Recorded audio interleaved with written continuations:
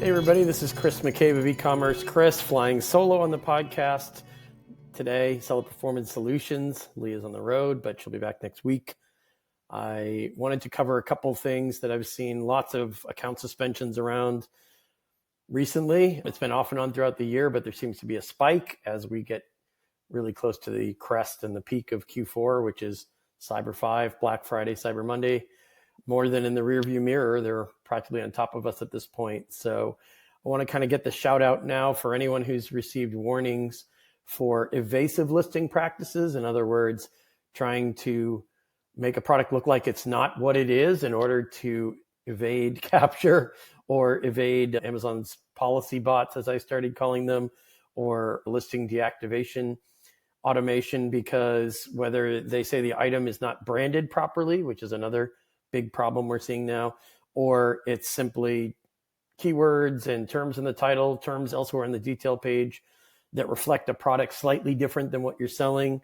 Amazon, of course, is hip to the idea that some people realize that they might be selling a restricted product and they're trying to avoid enforcement teams, at least for this month into next, or at least for Q4, and just sell through as much inventory as they can, whether or not they've got the compliance procedures and practices ironed out to back up what they're selling and to present documentation if asked for. Those types of practices, whether it's done by you or your agency or an oversell list VA you've got somewhere in the world who doesn't really know this stuff or doesn't really care, somebody who's pinch hitting on your account on a short-term basis, these are leading to account suspensions. This is kind of becoming widespread at the worst time, as we often see at this time of year, but many people who haven't double checked what the brand is in brand registry, or what the brand, let's say, is supposed to be on a product listing, they're getting into trouble, or they're already in trouble. They're already suspended by the time they come to us. But of course, you have an opportunity now, if you're not suspended yet, to stop this in its tracks, or to at least lessen the blow of account health messaging that says you have 72 hours to appeal in order to maintain your active status, or even just to fall off their radar entirely if you fix this now ahead of enforcement waves, which could be triggered at any time. Once you get to, let's say, November 15th used to be the old cutoff when I was there in terms of what we used to call the holiday war team suspensions for performance metrics that were out of range. I remember November 15th being the cutoff for the heavier-handed enforcement actions, but we've all seen what zero tolerance policy teams have done throughout 2025. You have to expect that will stay at its current level or ramp up more seriously in the next few weeks to make sure that as sales spike and as buyer eyeballs and attention to various detail pages go through the roof, buyer experiences that are negative won't spike alongside any increase in sales or revenue for different third-party sellers who aren't playing by the rules, or let's say are trying to color outside the lines and are evading policy enforcement. And again, what we're seeing most often in the messaging is either references to you've misbranded your items on previously active detail pages, or you've made illicit changes to detail pages, sometimes taking a generic page and adding your brand to it. There are varieties of ways of doing that. We don't have to go into what they are. We certainly don't want to encourage anyone black hat or anyone looking for a quick score during Q4 peak to utilize any of those methods, but it could be a brand change that you're not even aware of. It could be an illicit change by a black hat competitor who sometimes changes your brand name on different detail pages, maybe on a lesser sold ASIN, something you don't catch right away. Maybe you don't have the right you haven't optimized your automation tools or your compliance reviews. Maybe you don't even have a designated in-house compliance employee who's looking for potential listing flags or mistakes. Or maybe Amazon already found this and it's already sitting in your account health and it's been red flagged and you haven't dealt with it yet, or you weren't sure how to deal with it. Obviously, that's what we are there to help you proceed past that, rectify it. Hopefully, you're not just clicking acknowledge saying, yeah, we probably did mess that up. We probably should be admitting that we did that wrong. We'll just acknowledge it and get it out of our way so we don't have to look at it when we're busy with other stuff. Well, that could come back to hurt you. So you want to make sure you're acknowledging the right stuff, not over acknowledging, not over admitting things. I can't tell you how difficult it is to go back and dispute something if Amazon flagged you incorrectly after you've already acknowledged it. It makes you look really unprofessional, not with it, not on top of your ops, not in charge of your business or your account when you start trying to reverse previous admissions or reverse previous acknowledgments. And it just injects confusion into an already discombobulated, disorganized appeals process, whether it's inside Amazon or inside of your operation. You're going to be talking past each other. You're going to waste more time. You're going to up the risk of ASIN takedowns. You're going to up the risk of your account health being harmed at the worst possible time. I mean, it's never good to see your account health score or rating nosediving, but especially not now for most brands, at least that we work with. Regarding evasion, that's a code of conduct violation. Many sellers have had trouble acknowledging things like we did evade listing policies, listing bots, because we were trying to, you can try to come up with an explanation. Typically they say there is no acceptable explanation. Some people have been forced to acknowledge it, but it just makes you look bad, right? Why do the evasion the first time? Whether it's your agency coming up with the idea or you think it's an acceptable short-term ploy, there's going to be a record of that, right? Whether you fix it or not or now is up to you. Definitely fix it if it's something that has to be fixed, right? Don't expect to just slide by through Q4, not have a competitor report you if it's a valid complaint, a valid report of abusive listing tactics that you have undertaken. Don't expect to complain that a competitor is attacking you if it's a legit and valid complaint, right? Why take that risk? Why risk the whole account?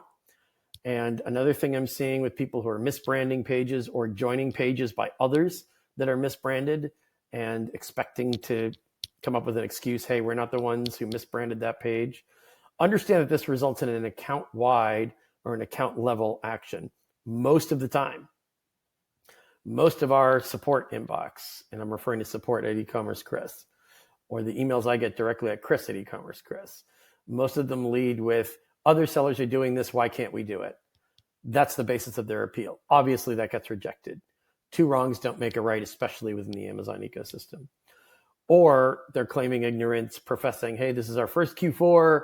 This is the first time we've done this. Again, back to the VA example. We hired a VA. Maybe you already fired them for incompetence, but you're trying to blame the VA or blame your agency for listing errors, listing violations. Maybe that means something to some policy enforcement people. I don't see it meaning much to the account suspension people. I see whether it's in ignorance or not, whether you knew what you were doing or not, whether it was deliberate or not, they're out for blood. They're taking you down, and then you're in a pickle because you're forced to appeal it.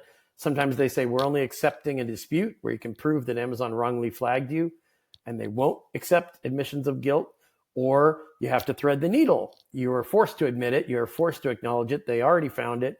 They already showed you or documented that they have evidence that you broke these rules. What does that mean for you? You have to thread the needle on at least a partial admission of guilt because you were committing these listing violations. So first off, do whatever you can do to take important decisions like listing reviews, listing compliance out of the hands of lower tier, lesser trained personnel.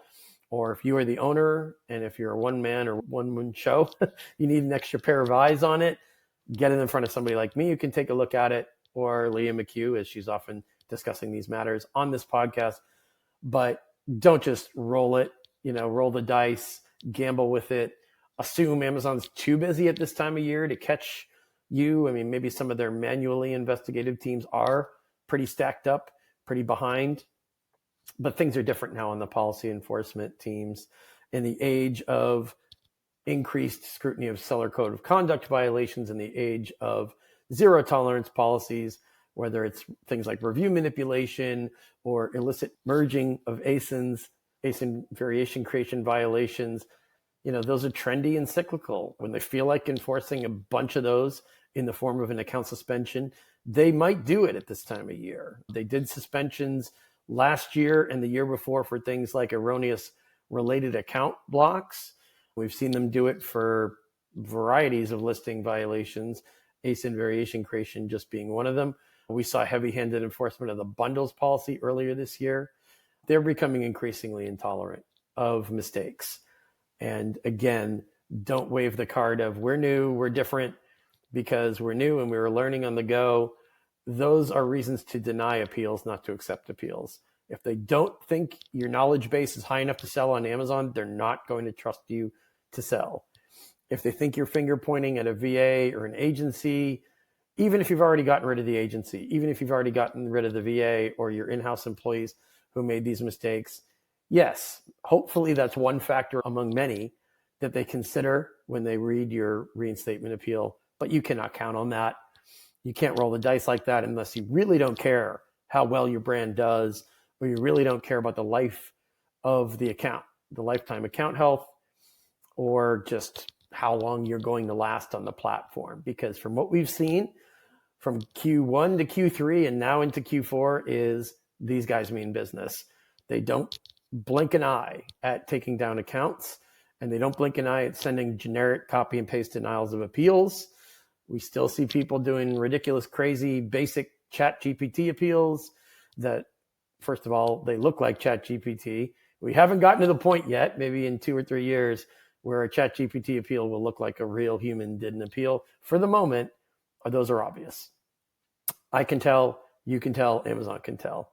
So you're just burning appeals paths when you send those in. God forbid you send stuff like that to executive seller relations or directly to Amazon team leads, executives, wherever. We've seen appeals running the gamut for occasions like this where you knew you had a restricted product, or maybe you didn't know, but you should have, and you were trying to evade capture on listing restrictions because of restricted product policy enforcement. That might seem like a temporary win. You might think you got away with it this time around. You might sell some additional units and you might slide past just because enforcement teams or the people reading appeals for reinstatement do something quickly, miss some key details. They get sloppy, they get disorganized. Yeah, you might get lucky. I certainly wouldn't count on that or bank on it. And if you're that desperate that you're just winging it, then I guess you're just kind of seeing where the chips fall, and they fall where they may. But you know that the odds are stacked against you, and it's not that you don't care. It's just that you have no other choice. Well, if that's how you look at this, or if that's how you're managing your Amazon brand or business, I come across as a little bit cynical, but yeah, best of luck, because that's not going to last very long. For everyone else who is mostly doing the right thing, mostly has everything pulled together, mostly making the right decisions, don't let a little bit of sloppiness upend everything you've worked for all year long, because that's a silly thing to do. When number one, it was avoidable and you wouldn't have cost yourself your entire account. Number two, you don't have to spend time appealing things. You can focus on making sure that nothing else goes wrong during peak, during Q4 in your operation. And you can put your attention where it needs to be and where it should be, because you're running a clean shop and you're not attracting the ire and the negative scrutiny of policy enforcement teams. Because what do policy enforcement teams exist to do? It's to enforce policies correctly, but it's also to justify their existence, which is they have something to shoot at, they take a shot. Why make yourself a target like that? There's no reason to do it when it's fixable and avoidable in advance. So any questions on that? Obviously, you know where to reach out to us at e-commerce. Chris, Leah, and I will be back next week talking about similar themes and similar things we see people doing that could trip them up, and top mistakes that we see brands making in Q4, which again could upend their entire business, that are probably avoidable mistakes. So we'll catch you soon. Thanks again for listening, and best of luck.